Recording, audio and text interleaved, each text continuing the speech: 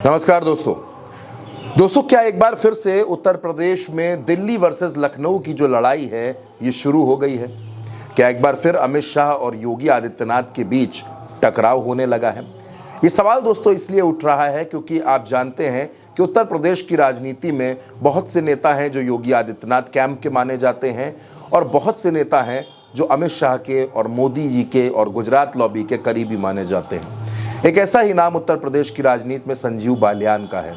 पूर्व केंद्रीय मंत्री हैं। मुजफ्फरनगर जो सीट है उत्तर प्रदेश के पश्चिमी उत्तर प्रदेश में, वहां से सांसद रहे हैं, लेकिन 2024 में समाजवादी पार्टी के हरेंद्र मलिक से चुनाव हार गए।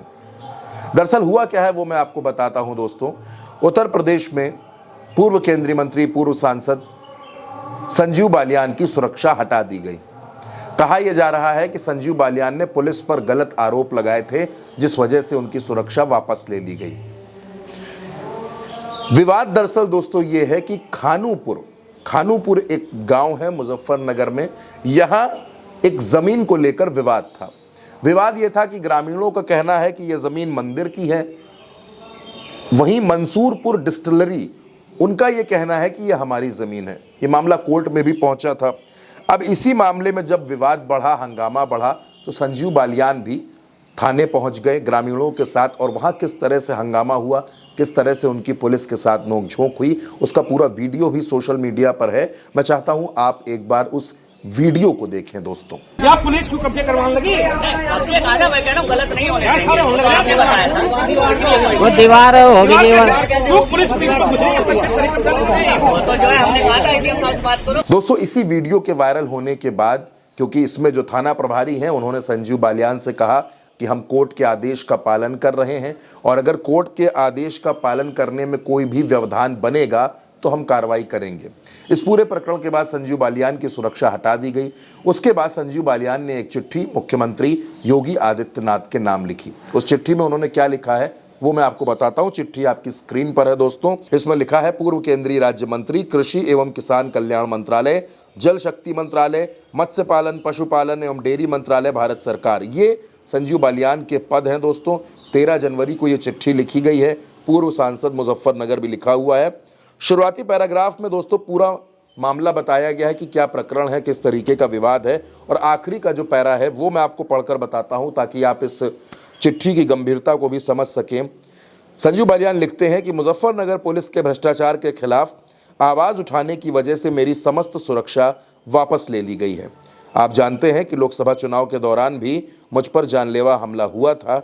अगर भविष्य में भी पुनः हमला हुआ तो इसकी जिम्मेदारी प्रदेश सरकार के अधिकारियों की होगी। मुझे अपनी सुरक्षा की चिंता नहीं है। मेरी सुरक्षा पश्चिमी उत्तर प्रदेश की जनता के हाथ में है। लेकिन एक पूर्व केंद्रीय मंत्री के साथ पुलिस का यह व्यवहार, तो आम भारतीय जनता पार्टी के कार्यकर्ता के क्या हालात होंगे। धन्यवाद।